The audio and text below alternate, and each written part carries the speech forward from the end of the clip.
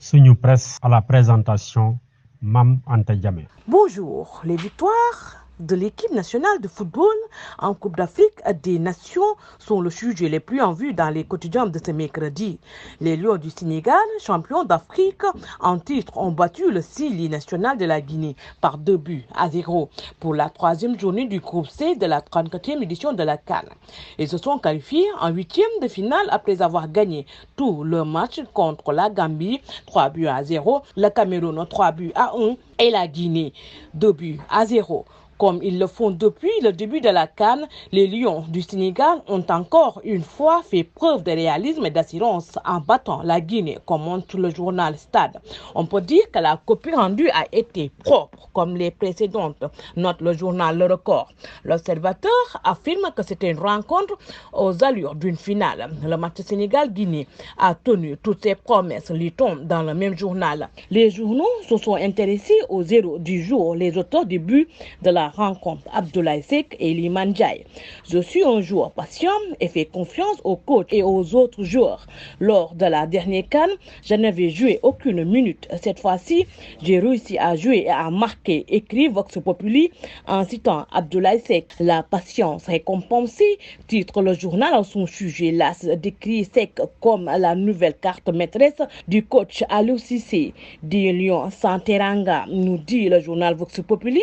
Walf Quotidien, comme d'autres journaux, signale que le Sénégal a gagné tous ses matchs en phase des poules dans la CAN pour la première fois. Mais le sélectionneur national aussi garde les pieds sur terre, ajoute Walf Quotidien. Il ne va pas du tout s'enflammer malgré ce magnifique parcours en phase des groupes avec 3 victoires en 3 matchs, observe le journal.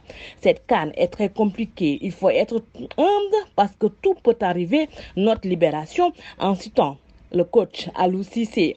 Bosui le jour note que le Sénégal assume son statut de champion d'Afrique en titre. Le Sénégal est bien à l'aise dans ses habits de champion, poursuit le journal. On s'était promis de jouer 7 matchs. On a joué 3, il en reste 4, a réagi Aliou Cissé selon source A. Après sa victoire sur le sélectionneur national de la Guinée, Kaba Diawara, impitoyable des Lions sans teranga. Hospitalité, écrit le journal Sud Quotidien. Le Sénégal se prépare à une élection présidentielle inédite selon Bosby le jour. Cette élection est inédite. Un principal opposant éliminé déroule sa campagne à sa façon en prison. Un candidat recalé pour double nationalité après avoir juré sur l'honneur être exclusivement de nationalité sénégalaise. 20 candidats retenus comme si le filtre par les parrainages n'existait pas, observe-t-il. Le Soleil, citant Macky Sall, note qu'en 10 ans, nous sommes passés de 500 à 1500 mégawatts.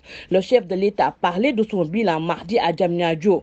La transformation est structurelle. C'était également les routes, les autoroutes et les ponts, parce que le Sénégal est isolé. Nous étions à l'extrême ouest du continent avec des discontinuités territoriales. Ces discontinuités ont été résolues avec le pont de la Sénégambie et celui de Rosso, qui est en construction, a ajouté le président de la République. L'Observateur et Tribune annoncent une réunion prévue au Palais de la République entre Macky Sall et des opposants dont les dossiers de candidature ont été rejetés. Tribune se demande ce que l'on peut attendre de cette rencontre. Les hôtes du président de la République posent déjà un éventuel report du scrutin prévu le 25 février. L'entrevue avec Macky Sall installe le malaise au sein du collectif d'opposants, affirme l'Observateur en parlant d'une rencontre à faible audience au Palais de la République.